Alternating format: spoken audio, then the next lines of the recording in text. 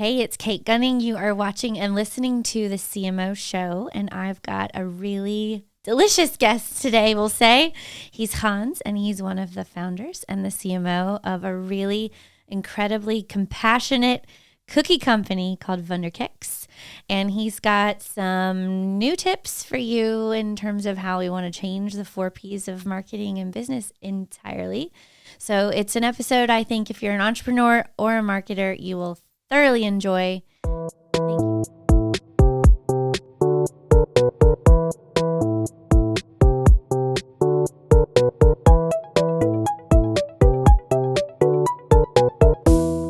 Hey, it's Kate, and you're watching and listening to the CMO show with me, and I'm really excited, especially because I'm hungry and I'm talking to a cookie man, to have Hans Schrei, the founder and CMO of Wunderkeks, on with me today. I met his husband a couple months ago at an event, and we had the best chat, and now I get to have the other half on air with me today. Hi. Hi, thank you for having me. Yeah, thanks for coming. I'm so excited to be able to meet you now that I got to sit down with your man a few months ago. We had a really fun conversation about Wunderkeks. It's such a cool company, and I'm really excited for our listeners to learn what it is if they don't know what it is. Thank you. I'm excited to too. More about your story. So can we start with that? Tell us, what's Wunderkeks? Yeah, sure. Well, Wunderkeks means wonder cookies in German. It's a long story. We started the company in Guatemala, but the real fun story starts when Luis and I got engaged, and this was in 2018. Yeah, we got engaged, and we thought that we were going to be happy just having, in Guatemala, you cannot get married. So we thought that we were going to be just happy with like doing the lawyer thing and have a party. But then we came on vacation to California, and we drove throughout the Pacific Coast Highway, stopping in every cute town, and there's a ton of them. So pretty. It's a beautiful drive. And everywhere we went, we kept seeing all of these gay and lesbian couples with kids. And at first we were like, there's a gay couple with their children. Yeah. And another, and another, and another. And then we started noticing that not only were we the only ones noticing, like no one cared. No one really cared. And we started asking ourselves, like, maybe this is what we want for ourselves, and not necessarily the children, but to be understood and recognized as a family. Yes. So we came back home. We went back home to Guatemala, and we started thinking maybe we should consider if we can move to the U.S. Well, and we started working on that. We figured it out. We got an entrepreneur visa, basically because since we had the business already in Guatemala, we're just going to be opening a version of it in the U.S. And at first, we wanted to move to LA. We love LA, California in general. The weather is perfect. Yeah. Yeah. We didn't know what we're getting into with the Texas weather. Yeah. But there you have good weather and bad taxes, and here we have bad weather and good taxes. That's also true. They charge you for it. Yeah. So it was not really feasible at that point, and we decided, okay, maybe Austin is a good place for us. And Austin, this was before the pandemic. Austin was already booming. Probably it really accelerated in the past couple of years. We thought that it was going to be cheaper than California. That really was a bust, now that I think of it. But we came here, and we settled, and we started doing the farmers market. And we did the farmers market for a whole year, and we were doing great there. We were making a living. Our expectation was not really, we're going to build this gigantic company. We're going to make a living. And it was enough. It was fine. And then for South by of 2020, we got the opportunity to do a pop-up store a block away from the convention center. So we had 25,000 cookies ready. We're very excited. We're thinking, wow, this is really going to open a bunch of possibilities for us. And then it got canceled the Friday before because of the pandemic.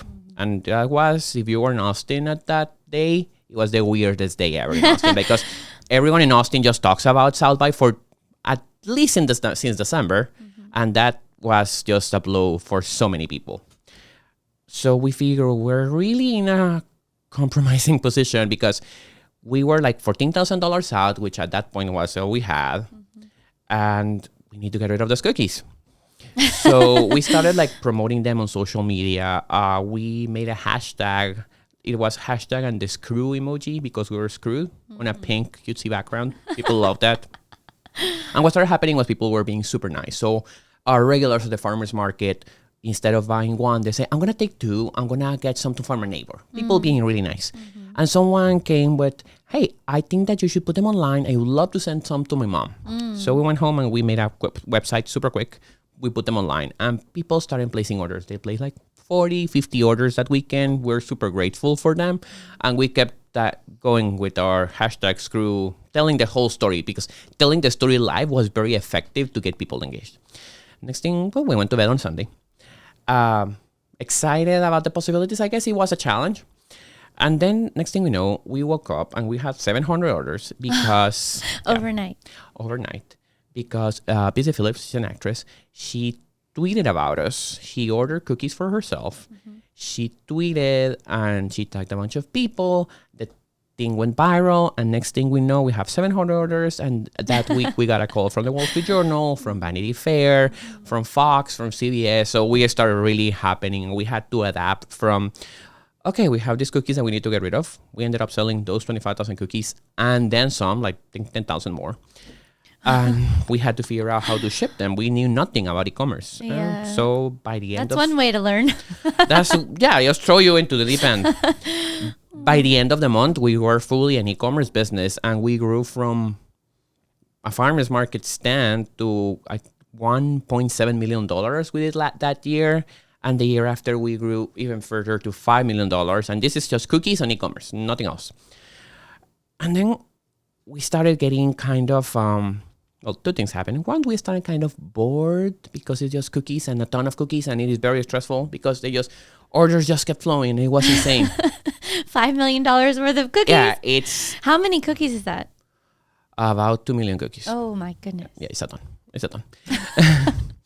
But what happened was, on the one side, we're kind of bored. We're like, this is just the same and the same. It's very samey. We're not doing really anything. And on the other hand, we met Dan Reynolds. He ordered cookies, actually, and Luis saw the label. So he sent him an email, like, are you the Dan Reynolds? As in Dan Reynolds from Imagine Dragons? And he replied, yes, I am the Dan Reynolds. Turns out that Dan had just released at that point a documentary, I think it was on HBO, about, he had a foundation called the Love Lab Foundation, where they support LGBTQ youth in Utah. He was raised Mormon, and there's like the statistics on Mormon LGBTQ youth are horrible. So we got to talk to him, and we decided to make a collaboration for Pride that month. And we had a special box, and it was going to be a fundraiser for the foundation because of the pandemic, there was no festival that year. So they also needed to raise funds. So we did that. And on the 31st of May of that year, we sent an email to 150,000 subscribers. And it was the first time that we spoke openly about ourselves as a proud gay couple. We were in the pictures wearing bunny ears and cutesy matchy sweaters all the time. So it should not have been a surprise. But... And the Wunderkeks branding is amazing. It's very gay. It is extra. Extra. I love that word. I love that love word. it. Yeah, it's very extra. I love it. Someone actually told us once, I think your brand is very queer. You're like, yeah. Yeah, and we're like, you think? And the guy said, well, you have a dinosaur with a tutu. You put pom-poms instead of packing peanuts. You have a disco ball in the kitchen, and you make cookies. So I would say yes. And that's a whole other story. But I was like, yeah, it is. It is very us. It's so good. But anyway, the copy is amazing too. Oh, thank you. Everybody needs to read the website. Thank you. So good. So it was the first time that we talked about ourselves openly as a gay couple. And we started getting the most horrible messages about that. Like, I hope you die. Someone should come into your kitchen and kill you. Oh my God. These cookies are going to give you AIDS. And so on and so forth. It was horrible. And it was absolutely unexpected because we left, not specifically that, but a very conservative place.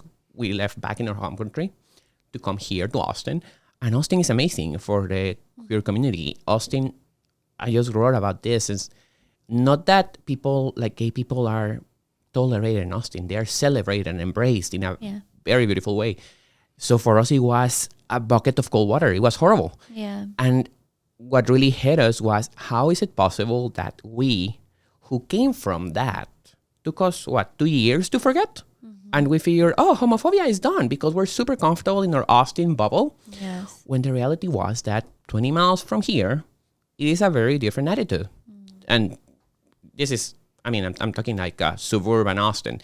Think about like the very, very deep into the country. How is it for people? So that planted the seed, because the second half of that month, we started getting people saying, hey, I love that you did this, because I think that my kid may be queer. I don't know. I don't think I should approach him about it, but I just want to make sure that if he wants to talk to me about this, that he feels comfortable, that he never feels that he has to hide from me. Yeah. So I bought the cookies and I put them on the counter, and those sparked a conversation. We had an opportunity to talk about queerness in the abstract, clearly to say that I support this, that I'm okay with this, that I think queer people are a vital part of our culture. And that was enough. That made me comfortable that my kid knows that I'm going to be here for him. And we got a lot of that. And that's where when it clicked. This is what we're doing. We're not selling cookies. We are using our cookies to start a conversation about, not about queerness per se, because at first that was the approach, because that is our experience. But we use this to create a safe space where you get to tell your story. And we think that is the thing, like the cookie, and the reason it's a cookie is that there's a ritual surrounding sharing sweets. And that ritual is super powerful because it really brings you back to when you were a kid. There are different things, like it's not the same as having a drink. Having a drink is a very adult thing with different connotations. But having a cookie, like having those things that reminds you, like very specifically of your grandma or your mom making cookies, of the holidays, we say they remind you of that time when you were very little and no one had told you that there was something wrong with you. Yeah. And that is super powerful, like getting yourself into that state of mind. And people do it. People love doing it. So the cookie is a vehicle. And what we say is like, it is the first cookie is for you, the second is for your socials, and the other 10 are opportunities to share. But the whole point is, by telling your story, you allow others to feel safe too. And then they feel comfortable telling theirs. And a lot of time, we never know who needs to tell their story, who needs to be seen. Yeah. So that's what we can do, and that's what we're pursuing with our brand. Compassionate cookies. That's how we're putting it. Yeah, I love it. With branding that is super extra. That's the thing. It's extra, but in a way that is from the perspective of a kid. Like it's so like cool if you gave free reign to a 7-year-old, what would he do? And he would be like colors and rainbows and tutus and toys and all of these things. But they really work because they seem, I think we all have like in our memories like something very, there's something very nostalgic, and we go back to that time, and it's really nice to do it because we don't really have that many opportunities to do that anymore. Don't you have one cookie called Grandma's something? Grandma Kitchen. Grandma's oatmeal and raisin. Oh, yeah. Yeah. Grandma's oatmeal and raisin. Yeah. I think everything about what you're doing is so incredibly special. Thank you. It is phenomenal. And I am grateful that there are people like you and your husband who are using your creativity and your talents to really make a big impact with people. It's amazing. Thank you. Yeah. I appreciate you sharing your story.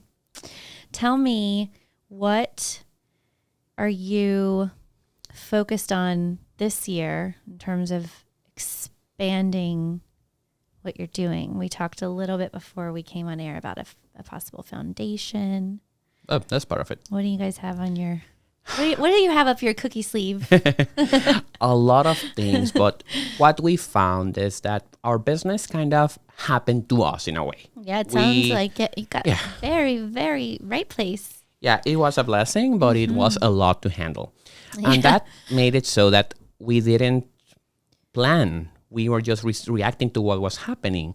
And when everything in e-commerce slowed down with the Apple privacy updates, that was for us an opportunity. And we were like, okay, we're in a very tough situation, but let's make the most out of it. Yeah. And actually, what we decided was, okay, we're going to slow down. We're going to take it up. We're going to stop spending on paid media. We're going to focus on what is it that we're doing. We're going to build this in a way that we can really put it out there. Because you can keep it to an e-commerce niche thing, but what we saw that it was very universal.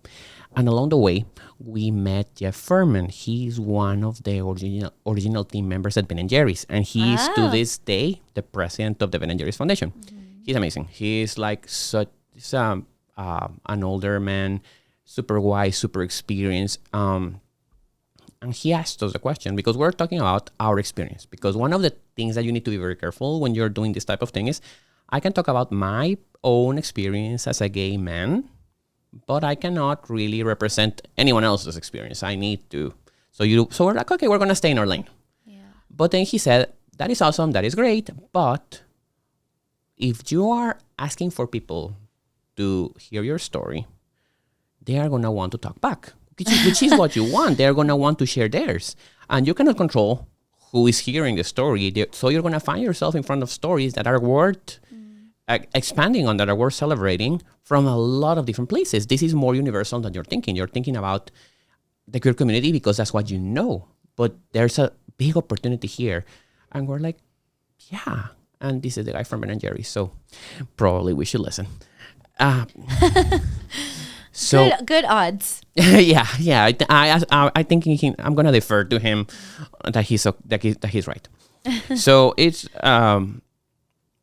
so basically we started then talking about that the safe spaces is a more universal thing, and that really say, okay, so if that is so universal, this is not a niche product. This needs to be everywhere. This needs to grow, and this needs to be one of the things that. On the one time, I think founders do this thing where they think too big on some things, like and too small on others. Like there's this saying that people overestimate what they can do in one day and underestimate what they can do in 10 years. Yes. So that was us. That's still us to a degree. But the thing is that they started saying, okay, so this needs to go into retail. This needs to be in every supermarket shelf in America. This needs to be a movement. Like we want these cookies in schools. We want them in airplanes, because the whole point is the theory is this. We use brands as tokens of our identity. Yeah. All the time. Some of us more deliberately than others. I think I have marketing brain, so it's hard for me to tell. But people do it anyway, and think of the most simple thing, like if you're a Coca-Cola person or a Pepsi person, those are different sets of values, and you will go gravitate towards the one, and you're going to put on your Instagram and on your Twitter that you're a Coke person. You are proud of being a Coke person, or if you're a Starbucks versus the local coffee shop, you're proud of that. Yeah. And if that is true, then you want to put out there, and probably there's some version of this out there, but I haven't seen like in a mass scale. Something that says, I am this person who wants you to tell your story. I am this person who will bring safe spaces. I am this person who is not going to judge you. I'm this person who is going to open up to you. You want to signal that. That is particularly younger consumers. They want that. And there's really not a brand doing that. Like, this is my signal. Come talk to me, or I will protect you. I will allow you the space. I'll hold the space for you to tell your story. So we started moving in that direction. And funny thing happened. We got reached out by Costco, which is a little bit of a miracle. When did that happen? That was July of last year. Wow. There was a piece about us on Fox, on the local Fox affiliate. I don't know who sent it to who, but the thing is that we had a buyer from Costco. Wow. And we're like, we're not there yet. And we at first were like, okay, we're going to figure this out. We're going to scramble. We're going to raise money. We're going to do it. We're going to be in Costco by the end of the year.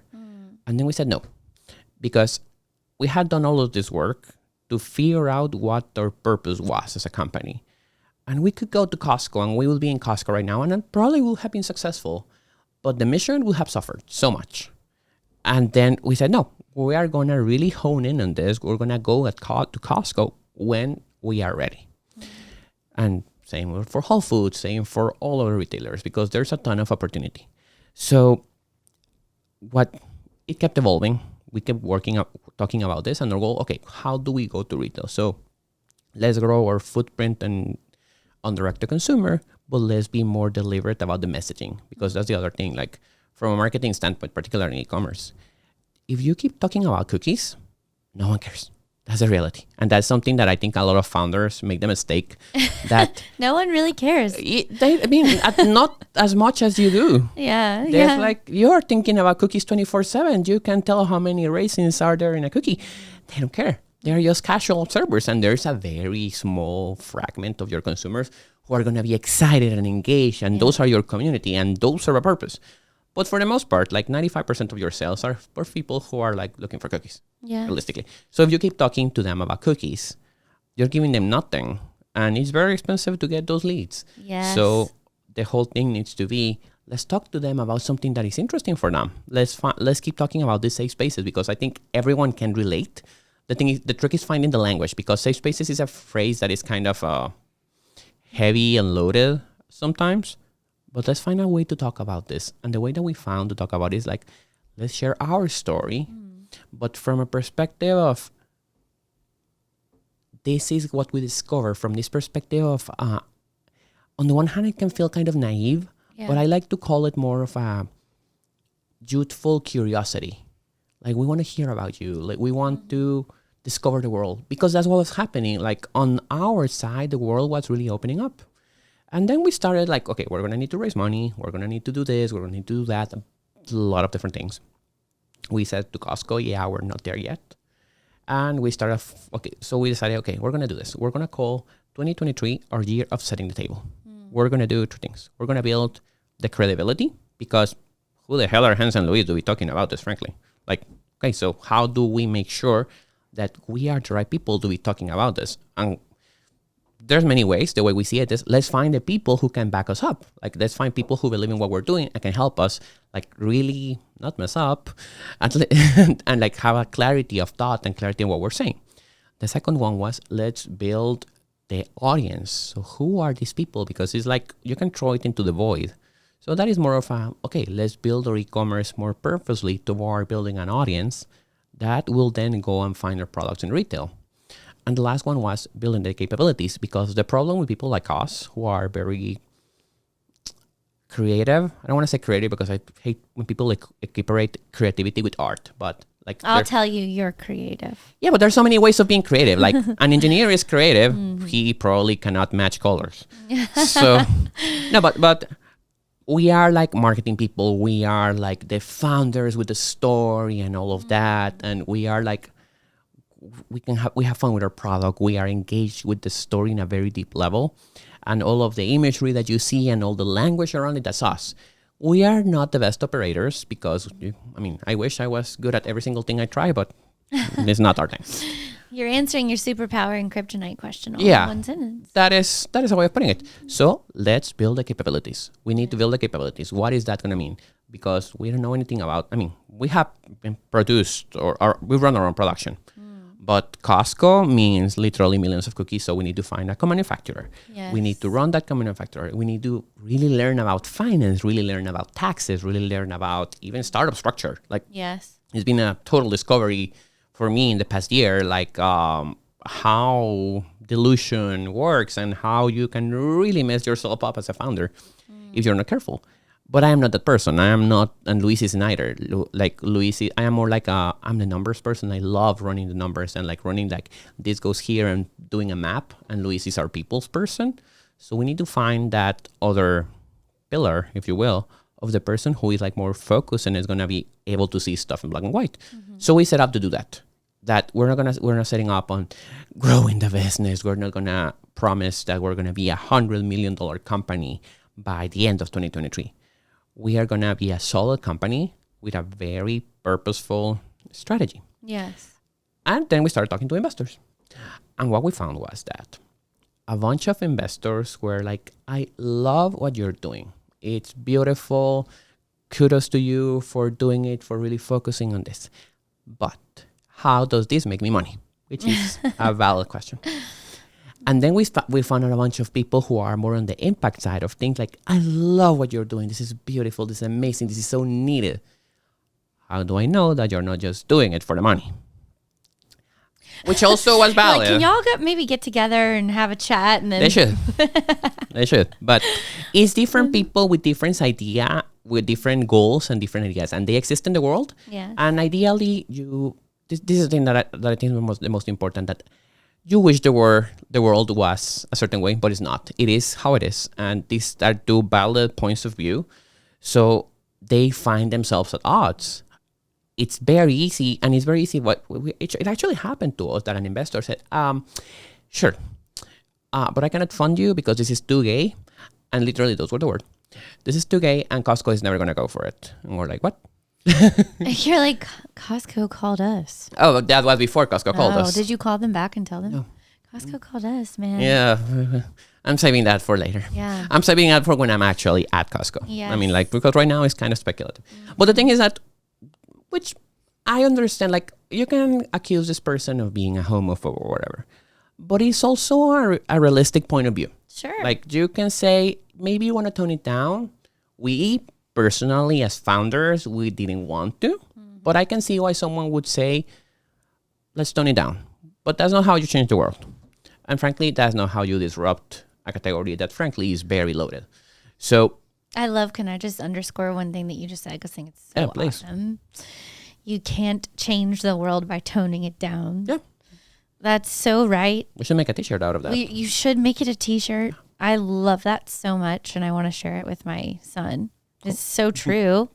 And people, I think, freak out, and they allow those kinds of conversations to let them dilute what they're doing. Yeah. And you're not doing that, which is why I'm so honored to sit with you right now. Thank you. It's amazing. We kind of, I don't know, frankly, where that came from, like where that strength came from. But I think that we had like a really, it was very personal. But the thing is this, a ton of founders find themselves in this place. Yes. And how do we fix for that? Because what happens is we said no, and we had to figure out another way of going for it. But I wouldn't blame a founder for saying, okay, I'm going to tone it down because I really, it's either this or having my company die. Totally. So or marketers too, right? Absolutely. Like you're in marketing trying to make a brand bolder maybe sometimes. Yep. And then the leadership team's not down for it, right? It's it happens a lot. Tricky balance, and we all want to the risk situation. So, which is why we say, okay, so maybe it's not the time to go and raise a couple $1 million because we cannot guarantee that this is going to succeed. Yes. We're going to road test it, and it's been successful insofar as we are getting a lot of traction. We got actually Costco told us, yeah, we're interested because of what you're doing. We're interested because we read about the mission and we're very excited about brands like this. Yeah. But so what we decided about is like this conundrum we found ourselves, and let's split it because this is another eye-opening moment. We realized that there's a lot of resources out there for impact things. And the problem is this. I cannot say to an investor, hey, investor, I need $5 million. And out of that, $3 million are going to go because we want to give away free cookies for Christmas. And we're going to distribute 1 million boxes of cookies. Why would the investor go for that? That is great if you are a gigantic company and you're going to assign $3 million.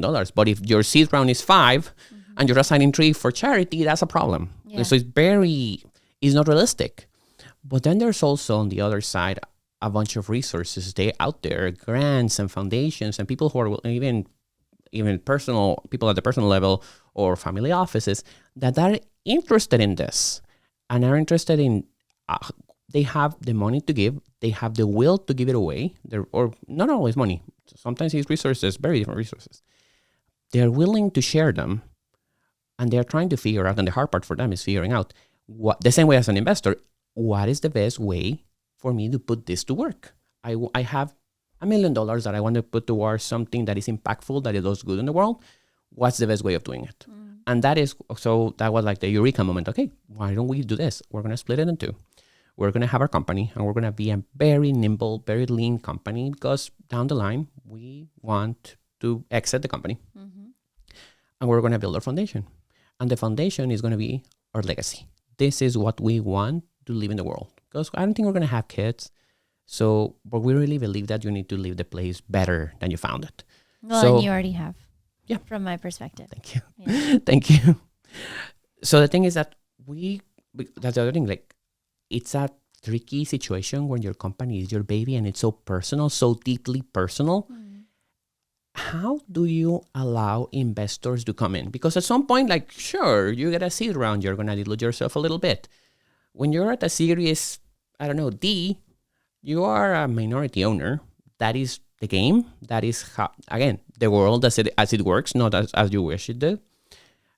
And how do you even give this how do you get the credibility for investors to put untold money into a company that you grew, but that you are now in a position where like, yes, but I am very invested in this mission and I cannot let it go. Yeah. You need to do the work as a founder. And the more personal it is, the harder it's going to be to let it go. So we figured this is the solution. We're going to have our foundation, which is an independent organization completely, which we control, which can get resources from other places, not investors, because investors are not interested in that. Maybe at a personal level, I don't know. So the foundation can carry on. We can exit. A lot of things can happen. Of course, you want to build a culture for your company where the mission is still attached, and you want to find ways, which is similar to what Ben & Jerry's did. For instance, Ben & Jerry's, when Ben & Jerry's sold to Unilever in the early 2000s, a part of the deal was that they had to keep the mission and that the foundation had the right to sue if they deviated from the mission. So that's why Unilever, and I don't know if that's why, but Unilever, I'm guessing, saw this is an opportunity too. But the thing is that they figured how to keep it on track. And we don't know if that is doable in this environment. But what I'm saying is this: we get to carry on our work and to keep the personal and the business as a business. So we're very passionate about our brand, very excited about what we're doing. I think I'm going to cry when I see it like at an airport or a Costco, like casually. You know, when you see your product in the wild, it's such a different feeling. But it's no longer the personal. The personal is our foundation. This is what we want to do, what we want to live in the world. At some point, we're going to have to send, it's like a kid. You have to send the kid to college. And probably for Wunderkeks, college is going to be, I don't know, an acquisition maybe. Yeah. So we keep working on that. And what we're trying to, so what does the foundation do? And of course, it promotes safe spaces and all of those things. But what we're saying is, if this works, and if this is a conundrum everyone finds themselves into, let's work to fix that. How do we help other entrepreneurs build this? Like, how do we educate them on the resources out there? We're educating ourselves, frankly. We're still learning. So we will get there. But that is important. Like, it is allowed to say, we're going to start figuring out, we're going to figure this out. The same way that you do with a company. Mm-hmm. So, but the thing is that for sort of businesses, if we're going to go around and asking for quote unquote investors for our foundation, then we need to give them returns and we need to be very clear. So this money is going here, because otherwise you get those horror stories where, like, oh yeah, they raised $50 million and only 3% of that went to charity, which is a story that usually has an agenda, but it has been known to happen. So how do we build this in a way that really, on the one hand, they do support each other? Because of course, part of the initiatives is, for instance, one of the initiatives that we have for this year is we're going to give away 1 million holiday cookies. How do we do that? We are going to get all of our customers, and instead of offering discounts for the holidays, for Black Friday or what have you, we're going to tell them 20% or whatever discount is of what you are buying is going to go directly to the foundation, who is going to do this and this and that. And then you tell them the $100 you're spending at Wunderkeks gave $25 to the foundation, and that became 50 cookies that we gave to people in need. To give you an idea. Very clear and very to the point. That's beautiful. Thank you. But the thing is that, how do you make sure that everything that you do has impact? So, for instance, we're putting Love Loud, the organization that I was talking earlier. They don't really have that many resources, but because they also have to deal that many resources in the manpower sense. But they really want to grow outside of Utah, and they can handle Utah. So like, let's figure it out if we can do it in Austin. And next thing we know, we got the Moody Center, and now we're not producing it ourselves, but we're putting it together. Someone else is going to produce it, thank God. But the foundation is going to put it out. So, by the way, the foundation is called the Sunday Afternoon Foundation. Oh. And it's called the Sunday Afternoon Foundation because Sunday afternoon is the time where we are the most ourselves. Like, we're not trying to be anyone else. We're just whoever we are. So we're putting that together. And the question is, why are you doing this? Like, how is this supporting the business? They're separate entities. Even legally, they have to be separate, and you need to be very careful there. But how does this support them? And the question is, okay, so if we're talking about, like, going back to what I was talking about the business, so it's credibility, capabilities, and audience. There you go. So this helps us build the credibility and the audience. So our messaging is not about like, oh, we're going to give 15,000 people cookies for them to try, because that is a waste of time. Like in that context, like, when they give you like samples in weird places, it's not that you don't like them, but you don't care. But it gives us a platform to say, okay, this is who we are. This is what we care for. So whenever someone goes and asks the question, like, how do I know that you're not just doing it for the money? No, sir.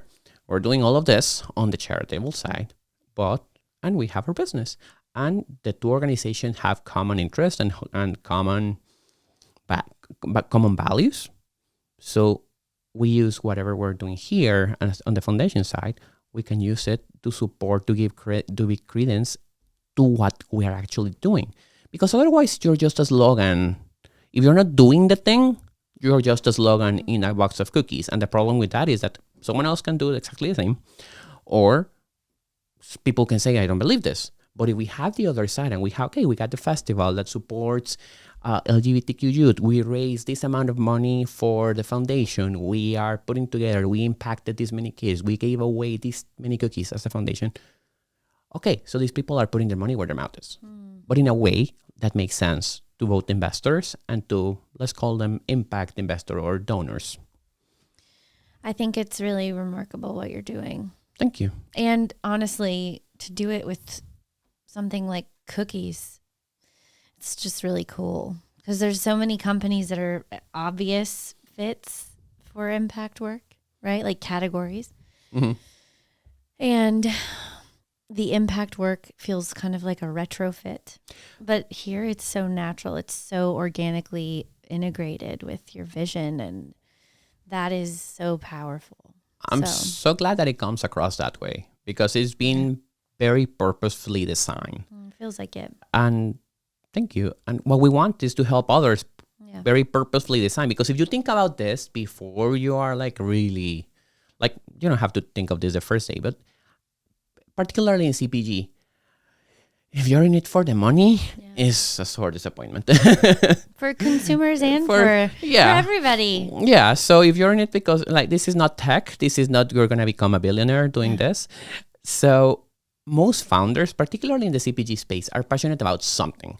And it doesn't have to be, this is a mistake I think we make, that it doesn't have to be something, in our case, I guess it's an easy sell in some ways because it's LGBTQ rights, it's something that is very much on the culture right now. Yeah.